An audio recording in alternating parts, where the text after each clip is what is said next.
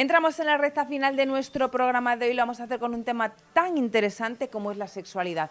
Yo no sé si esta gente que tengo por aquí se murió de amor o no, pero de sexo hay gente que sí se puede morir y se muere tan plácidamente practicándolo. La sexualidad con Simón Cano. Buenas tardes, Simón, bienvenido. Buenas tardes, muchas gracias. ¿Cuánta gente se ha quedado en el sitio durante un acto sexual? Seguramente más de la que pensamos, pero a lo mejor menos de las que el placer parece que incita, ¿no? Porque sabemos que hay una mitificación del placer, ¿no? Una dulce manera de morir, ¿no? Sí, la pequeña muerte que dicen los franceses, ¿no? Relacionada con el orgasmo. Pero todo eso también tiene mucho de antropológico, ¿no? Porque, como hablamos en su momento, ¿no? La muerte y el erotismo están muy asociados a la idea de la transgresión de la norma en las sociedades primitivas, ¿no? De que solamente, por ejemplo, matar estaba prohibido, salvo si era en honor al tótem o la divinidad, ¿no? Igual que el erotismo, ¿no? Solamente está permitida la relación sexual si es dentro del matrimonio, por ejemplo, en algunas culturas. Por cierto, ayer estaba viendo yo un programa que me gusta a mí mucho de misterios, y ya saben cuál se trata, los domingos por la noche de misterio, pues ya está. Y estaban diciendo que un matrimonio había matado a su propio hijo, un niño de 3-4 años, porque lo había sacrificado para una divinidad y demás, pero que no hace mucho, ¿sabes? Que no sé si fue el año pasado, este año, o cuándo fue en el tiempo, pero ha sido, el juicio creo que estaba ahora.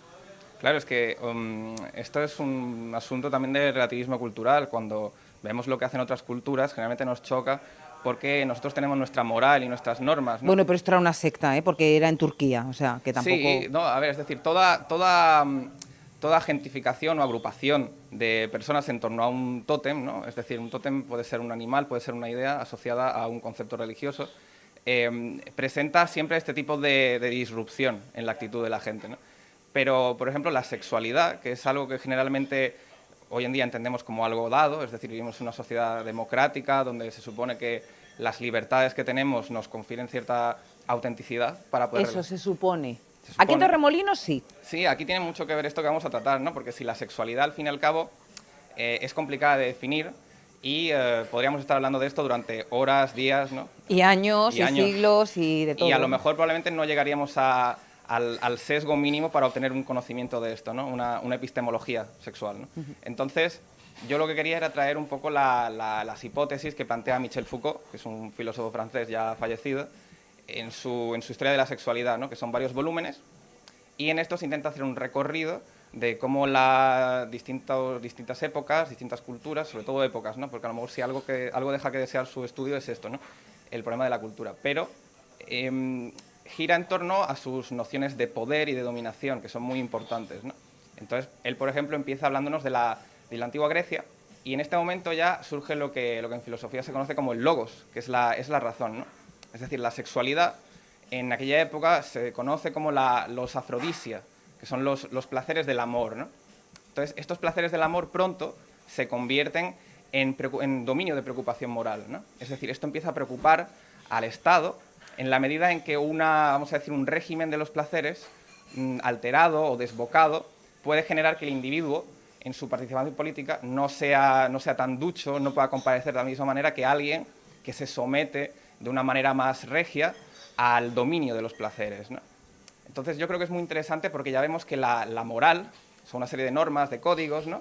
Que se imponen desde lo que él llama un aparato prescriptivo, que para él, por ejemplo, podría ser la familia, el Estado, ¿no? Alguien que se encargue de que se cumplan las condiciones, las modalidades en las que el placer, el sexo, el amor, ¿no? se lleven a cabo.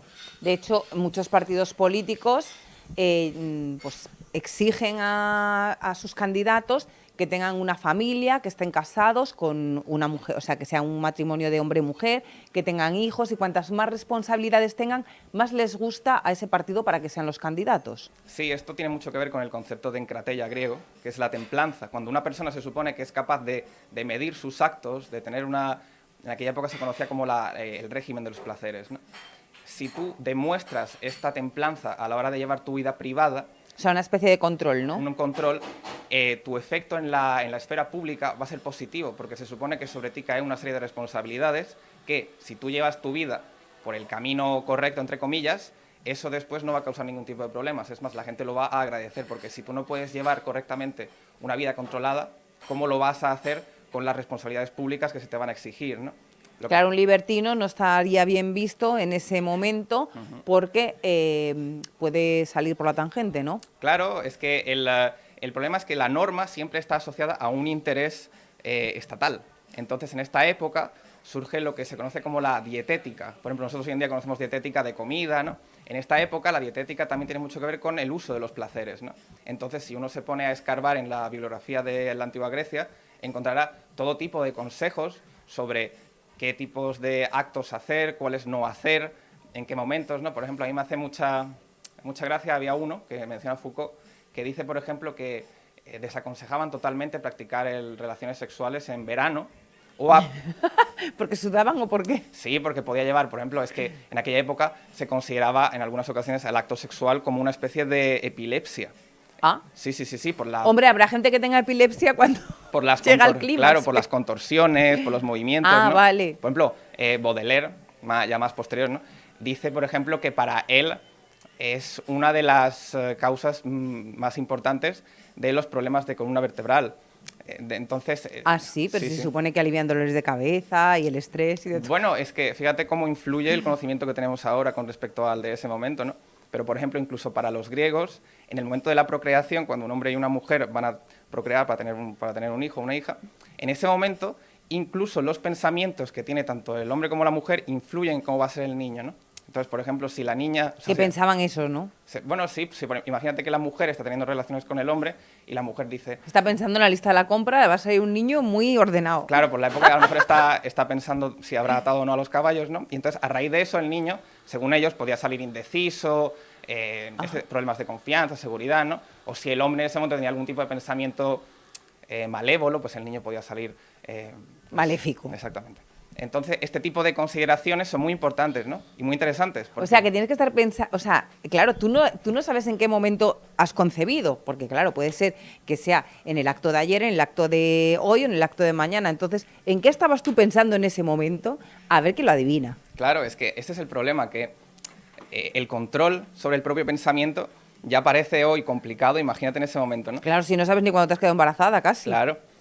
La cuestión está en que lo que vemos con este ejemplo es que hay un interés estatal por imponer una norma, una serie de prescripciones a través de un aparato prescriptivo, que en este caso es el Estado o la familia, que también se asegura de mantener el cauce de esta actividad en un determinado camino.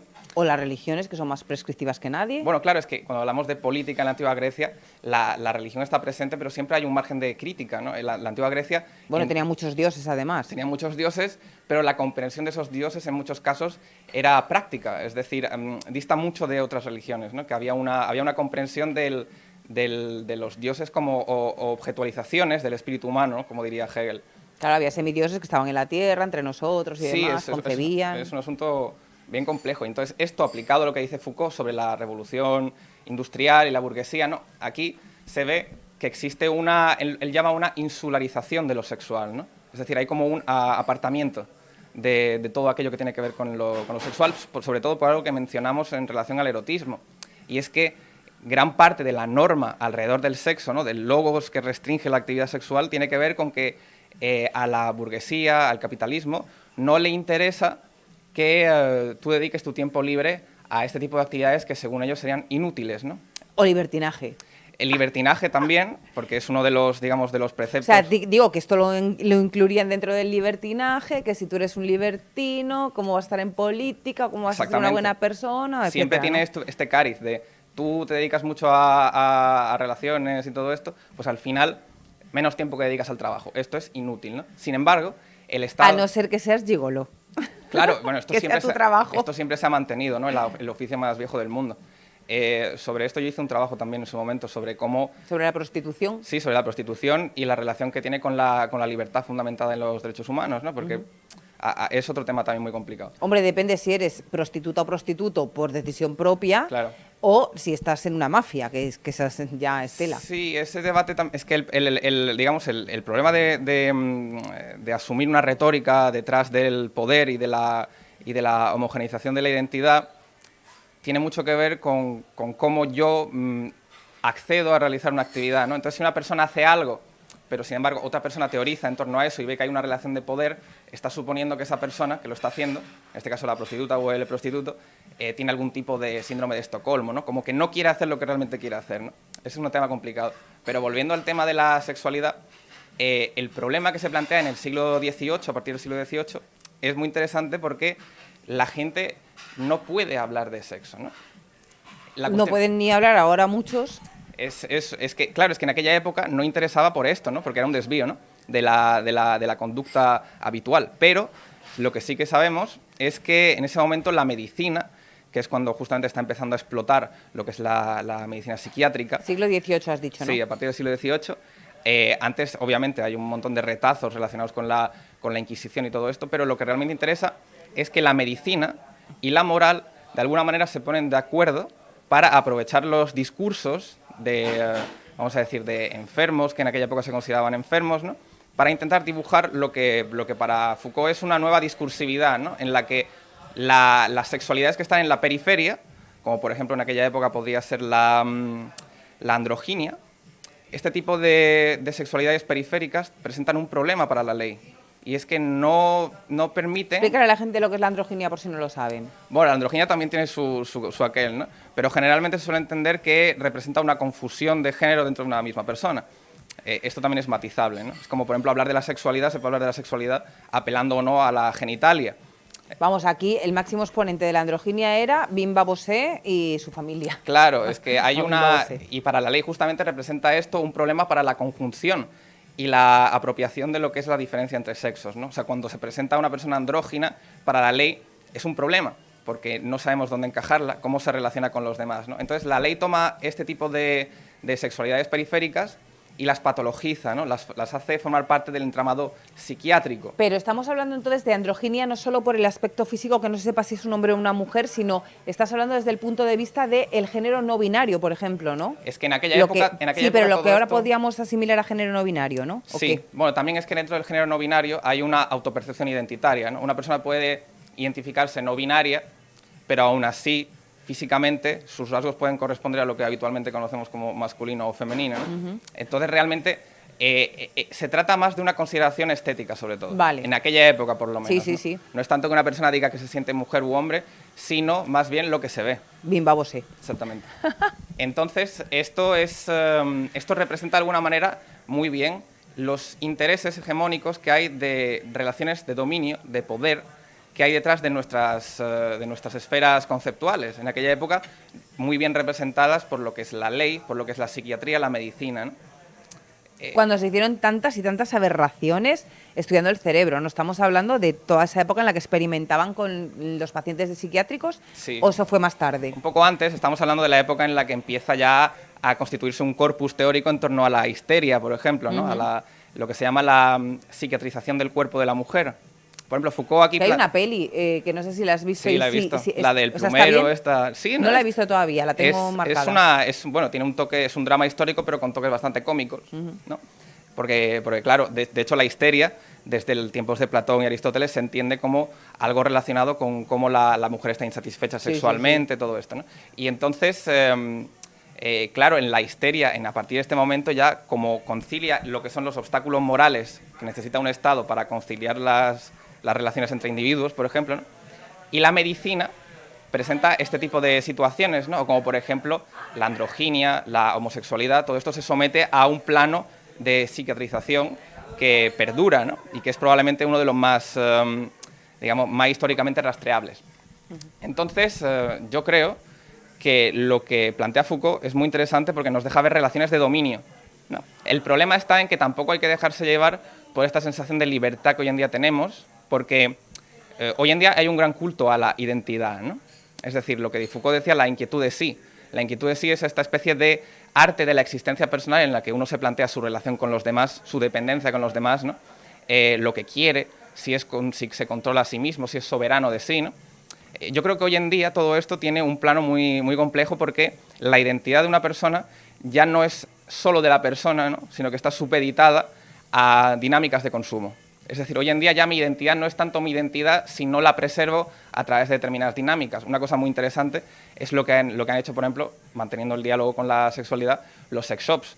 Hoy en día muchos sex shops, para intentar de alguna manera legitimar el consumo, porque al fin y al cabo es un consumo, se ha acercado muchísimo a al terreno del conocimiento epistémico en filosofía, en psicología, para intentar de alguna manera fundar las bases del consumo dentro de una especie de apropiación de la identidad, ¿no? Que tú con tu libertad fundas una identidad sexual y que esa identidad sexual te permite, legitima, comprar objetos, ¿no? Este tipo de cosas, ¿no? Sin embargo, yo creo que aquí hay que tener cuidado porque hemos hablado muchas veces de lo que nos aleja, ¿no? Entonces, hay que ver cómo podemos fundar una identidad, una sexualidad, que es algo que nos exige salir de nosotros mismos hacia el otro, ¿no? Que de hecho esto es algo muy interesante porque para muchos teóricos la relación de la sexualidad y la religión es muy importante porque... ¿Te parece si lo dejamos ahí, Simón? Sí, sí. Porque es que nos hemos quedado sin tiempo, entonces la semana que viene que estarás con Marina, continuéis con la sexualidad y la religión. ¿Te parece? La sexualidad. Yo había ¿O pensado, lo podemos terminar aquí ya? Sí, yo creo que sí, simplemente era el detalle este, ¿no? De que las dos cosas exigen una alteridad, un otro a quien sí, referirse. porque se lo vayan a decir a los que están denunciados por muchos niños. Es que es un asunto muy complejo. Yo ahí creo que el tema de la... es más bien de la experiencia mística, ¿sabes? Y no tanto de lo que es la institución de la Iglesia. Entonces, ahí está la diferencia. Simón, entonces, la semana que viene con Marina, ¿qué tema afrontarás? Sexualidad y neurofilosofía, desde un punto de vista más interno. Pues nada, si quieren saber el punto de vista interno de la sexualidad a través de la neurofilosofía, así es. La semana que viene Simón estará con Marina aquí en el programa y nosotros nos despedimos de todos ustedes, bueno, dándole las gracias a Simón como cada lunes por venir. Muchas gracias, Simón. No, a vosotras siempre. Y nosotros nos vamos a despedir con las mujeres rurales, que ya saben que la mujer, el papel de la mujer ha estado muy guardado, en la historia nos ha querido tener muy en la retaguardia o incluso hacernos desaparecer, pero las mujeres siempre hemos estado ahí para todos ustedes, al igual que nosotras estaremos mañana aquí en nuestro programa a las 3:30 de la tarde.